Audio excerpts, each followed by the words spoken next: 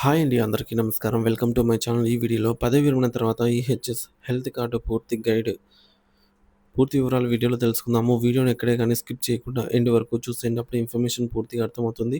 అలాగే వీడియో చూస్తున్న ప్రతి ఒక్కరు వీడియోకి లైక్ చేయండి ఫ్రెండ్స్. ఈ వీడియోని తోటి ఉద్యోగ పెన్షన్ మిత్రులతో అయితే షేర్ చేయండి. కొత్తగా మన ఛానల్ చూస్తున్నారు. ఇంకా ఎవరైనా సబ్స్క్రైబ్ చేసుకోకుంటే వెంటనే మన ఛానల్‌ని సబ్స్క్రైబ్ చేసుకోండి. దీని ద్వారా నేను చేసే లేటెస్ట్ వీడియోస్ అన్నీ మీ వరకు రీచ్ అవుతాయి. ఇక ఆలస్యం చేయకుండా వివరాల్లోకైతే వెళ్ళిపోదాము. ఫ్రెండ్స్, ఇక విషయానికి వచ్చినట్లయితే పదవీ విరమణ తర్వాత ఈహెచ్ఎస్ కార్డ్ మీ ఆరోగ్య భద్రత కోసం పూర్తి గైడ్. పదవీ విరమణ చేసిన ఉద్యోగ ఉపాధ్యాయ మిత్రులకు నమస్కారం అండి.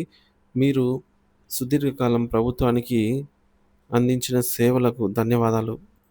మీ పదవీ విరమణ అనంతరం జీవితాంతం ఆరోగ్యంగా, ఆనందంగా సాగాలని కోరుకుంటూ, మీ ఆరోగ్య భద్రతకు అత్యంత కీలకమైన ఈహెచ్ఎస్ కార్డ్ పొందే ప్రక్రియను ఇక్కడ దశల వారీగా అయితే వివరించడం జరిగింది. వీడియోని ఎండ్ వరకు చూడండి ఫ్రెండ్స్.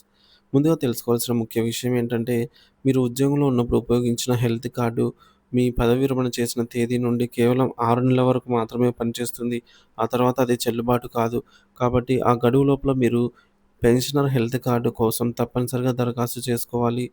దరఖాస్తు ప్రక్రియకు ముందు సిద్ధం చేసుకోవాల్సినవి ప్రిపరేషన్స్. ఈ ప్రక్రియను ప్రారంభించే ముందు దయచేసి ఈ క్రింది పత్రాలను స్కాన్ చేసి మీ కంప్యూటర్ లేదా ఫోన్లో సిద్ధంగా ఉంచుకోండి. PPO pension payment order AG office నుండి వచ్చిన మీ పీపీఓ పత్రాన్ని స్పష్టంగా స్కాన్ చేయాలి. పాస్‌పోర్ట్ సైజ్ ఫోటోలు, మీ పాస్‌పోర్ట్ సైజ్ ఫోటో, మీపై ఆధారపడిన వారి అంటే కుటుంబ సభ్యుల ఫోటోలు, ఆధార్ కార్డ్, మీపై ఆధారపడి ఉండే కుటుంబ సభ్యుల ఆధార్ కార్డులు, ఇక దరఖాస్తుదారుడు మరియు కుటుంబ సభ్యుల బ్లడ్ గ్రూపు వివరాలు నోట్ చేసి ఉంచుకోండి. గమనిక: స్కాన్ చేసిన ప్రతి ఫైల్ సైజు కూడా తప్పనిసరిగా 200 కేబీ లోపే ఉండాలి. అంటే ఫోటో సైజ్ అండి. ఇకపోతే అవసరమైతే నెట్ సెంటర్ సహాయంతో సైజు తగ్గించుకోవచ్చు. సో, ఈ సైజ్ కంటే ఎక్కువ ఉండకూడదనేది రూల్ అనమాట. ఇక దరఖాస్తు ప్రక్రియ step by step guide. Stage 1లో పాత ఉద్యోగి హెల్త్ కార్డ్‌ను రద్దు చేసుకోవడము. సో, పాత కార్డ్‌ను రద్దు చేసుకోవడం అనమాట. ఇది చాలా ముఖ్యమైనది. మొదటి అడుగనమాట. మీ పాత ఉద్యోగి కార్డును రద్దు చేయకుండా కొత్త పెన్షన్ కార్డ్‌ను దరఖాస్తు చేయలేరు. సో, మీ జీమెయిల్ ఐడీ నుంచి apeh@drntr వైద్యసేవ.ap.gov.in అనే ఈమెయిల్ ఐడీకి ఈమెయిల్ అయితే పంపాలి. ఏం రాయాలంటే సబ్జెక్టులో request to deactivate employee health card for pensioner ఆహ్, రిజిస్ట్రేషన్ అని పెట్టండి. ఇక బాక్స్‌లో అంటే మెయిల్‌లో బాడీలో నేను అనే మీ పేరు, మీ సీఎఫ్ఎంఎస్ ఐడీ, ఇటీవల పదవి విరమణ చేశాను. పెన్షనర్ హెల్త్ కార్డ్ కోసం దరఖాస్తు చేసుకోవడానికి దయచేసి నా ఉద్యోగి హెల్త్ కార్డ్‌ను డీయాక్టివేట్ చేయగలరా అని తెలుగులో లేదా ఇంగ్లీష్‌లో రాయండి. అటాచ్‌మెంట్స్: ఈ ఈమెయిల్‌కు మీ పీపీఓ, ఆధార్ కార్డు మరియు చివరి నెల పేస్లిప్ స్కాన్ చేసి కాపీలను జత చేయండి. అటాచ్‌మెంట్ చేయండి. సాధారణంగా 2-4 రోజుల్లో వారు మీ పాత కార్డును డీయాక్టివేట్ చేసి మీ రిజిస్టర్డ్ మొబైల్ నంబర్‌కు తాత్కాలిక పాస్‌వర్డ్‌ను అయితే పంపుతారు. సో, ఇంకా స్టేజ్ 2లో ఈహెచ్ఎస్ వెబ్‌సైట్‌లో లాగిన్ అవ్వండి. ehs.ap.gov.in అనే వెబ్‌సైట్‌ని ఓపెన్ చేయండి. ఇక్కడ యూజర్ నేమ్ దగ్గర మీ సీఎఫ్ఎంఎస్ ఐడీ నంబర్‌కు ముందు పి అనే అక్షరాన్ని చేర్చండి. ఉదాహరణకు మీ సీఎఫ్ఎంఎస్ ఐడీ 14070258 అనుకోండి. మీ యూజర్ ఐడీ P14070258 అవుతుంది.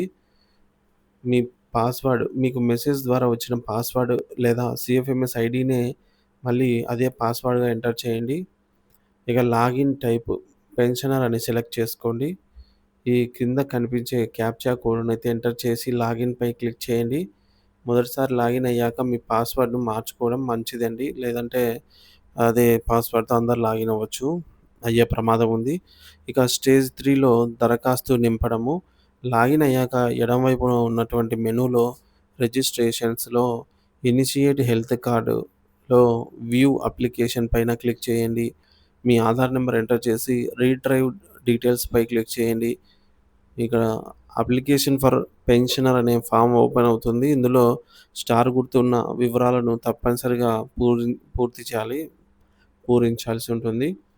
ఇకపోతే పర్సనల్ డీటెయిల్స్‌లో పదవీ విరమణ రకము, పేరు, పుట్టిన తేదీ, లింగం అంటే ఈ యొక్క మేల్ ఆర్ ఫీమేల్, ఇది బ్లడ్ గ్రూపు, వైవాహిక స్థితి, ఇకపోతే పదవీ విరమణ తేదీ మొదలైనవి జాగ్రత్తగా నింపండి. అడ్రస్ అండ్ ఐడెంటిఫికేషన్ మార్క్స్, మీ యొక్క చిరునామా, గుర్తులన్నీ నింపండి. ఇకపోతే last posting details and pension office details, చివరగా మీరు పనిచేసిన కార్యాలయం మరియు మీకు పెన్షన్ ఇచ్చే ట్రెజరీ కార్యాలయం వివరాలను సరిగ్గా ఎంపిక చేసుకోండి. అన్ని వివరాలు నింపాక సేవ్ బటన్ మీద క్లిక్ చేయండి. స్టేజ్ 4లో కుటుంబ సభ్యుల వివరాలు జోడించండి. యాడ్ బెనిఫిషియరీ అని అయితే ఉంటుంది ఆప్షను. వివరాలు సేవ్ చేశాక కింద కనిపించే యాడ్ బెనిఫిషియరీ బటన్ పైన క్లిక్ చేయండి. మీ కుటుంబ సభ్యులు, భార్య, భర్త, పిల్లలు, పిల్లలు, సో మీపై ఆధారపడిన వారి పుట్టిన తేదీ ఎంటర్ చేసి, వారి ఆధార్ నెంబర్ ఎంటర్ చేస్తే వారి వివరాలైతే వస్తాయి. సో అవసరమైన వివరాలు నింపి వారి ఫోటో మరియు ఆధార్ కార్డు స్కాన్ కాపీలను అప్లోడ్ చేసి సేవ్ చేయండి. ఇదే విధంగా అర్హులైన కుటుంబ సభ్యులందరి వివరాలను కూడా ఒక్కొక్కరిగా జోడించండి. ఇక స్టేజ్ 5లో పత్రాలను అప్లోడ్ చేయడం, అటాచ్‌మెంట్స్. సో కింద ఉన్న యాడ్ అటాచ్‌మెంట్ బటన్‌పై క్లిక్ చేసి ఇక్కడ మీ ఆధార్ కార్డ్ ఫోటో మరియు పీపీఓ స్కాన్ కాపీలను వాటిని కేటాయించిన చోటు ఒక్కొక్కటిగా అప్లోడ్ చేయండి. ముఖ్య గమనిక ఇక్కడ సైన్డ్ అప్లికేషన్ ఫామ్ అనే ఆప్షన్‌ను ప్రస్తుతానికి ఖాళీకైతే వదిలేయండి. స్టేజ్ 6లో దరఖాస్తును ప్రింట్ చేసి, సంతకం చేసి తిరిగి అప్లోడ్ చేయడం. ఇది చాలా కీలకమైన దశ. జాగ్రత్తగా అనుసరించండి. పైన చెప్పినట్టుగా అన్ని పత్రాలు అప్లోడ్ చేశాక మెయిన్ పేజీలో ఉన్న ప్రింట్ అప్లికేషన్ బటన్‌పై క్లిక్ చేయండి. మీరు నింపిన దరఖాస్తు ఫామ్ మీ ఫోటోతో సహా కనిపిస్తుంది. దానిని ప్రింట్ తీసుకోండి. ప్రింట్ తీసిన ఫామ్‌పై కేటాయించిన స్థలంలో మీ సంతకం చేసి తేదీ, ఊరు రాయండి. ఇప్పుడు సంతకం చేసిన ఈ ఫామ్‌ను మళ్ళీ స్కాన్ చేయండి. తిరిగి యాడ్ అటాచ్‌మెంట్స్‌లోకి వెళ్లి ఈసారి సైన్డ్ అప్లికేషన్ ఫామ్ వద్ద స్కాన్ చేసిన కాపీని అప్లోడ్ చేయండి. ఇక స్టేజ్ 7లో తుది సమర్పణ, ఫైనల్ సబ్మిషన్స్. అన్ని పత్రాలు సంతకం చేసి దరఖాస్తు ఫామ్ అప్లోడ్ చేశాక సబ్మిట్ అప్లికేషన్ బటన్‌పై క్లిక్ చేయండి. మీ దరఖాస్తును మీ సంబంధిత ఎస్టీఓ లేదా డీడీఓ ఆఫీసర్‌కు అయితే పంపబడుతుంది. ఈ ప్రక్రియ కొంచెం క్లిష్టంగా, ఎక్కువ సమయం తీసుకునేదిగా అనిపించవచ్చు. కానీ మీకు సొంతంగా చేసుకోవడం కష్టంగా ఉంటే అనుభవం ఉన్న నెట్ సెంటర్ లేదా విషయ పరిజ్ఞానం ఉన్న వారి సహాయం తీసుకోవడానికి సంకోచించకండి. సో మీ దరఖాస్తు ఆమోదం పొందిన తర్వాత మీరు లాగిన్ అయ్యి మీ కొత్త హెల్త్ కార్డ్‌లను అయితే డౌన్‌లోడ్ చేసుకోవచ్చు.